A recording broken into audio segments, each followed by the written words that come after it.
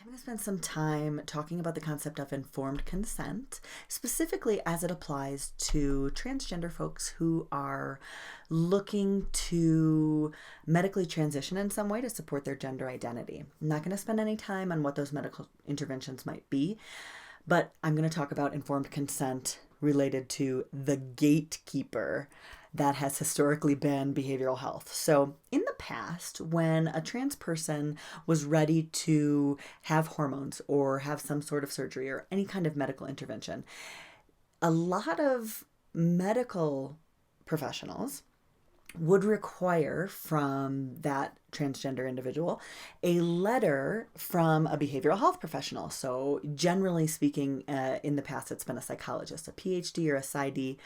More recent, there's master levels clinicians who've been writing those letters. But they really had to see the person for a year or sometimes 2 years and really assess that that person was, for example, if they're a trans man, that that person was male enough to really be appropriate for surgery or appropriate for hormone replacement therapy. Now, that is rightfully, I think, seen as an archaic model. It's paternalistic in the sense of we need somebody to see whether or not you are capable of making these decisions about your own body. Boo, no.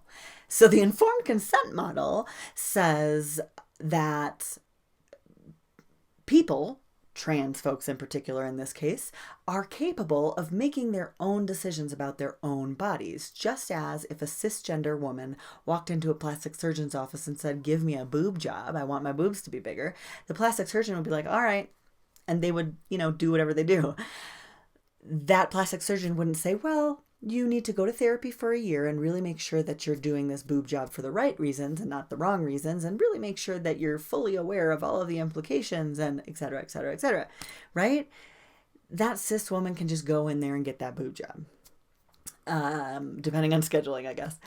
Now, the informed consent model says trans folks at least have as much right to their own bodily autonomy as the person who wants the boob job, right? I also believe that that cisgender woman has the right to bodily autonomy to get a boob job if she wants a boob job.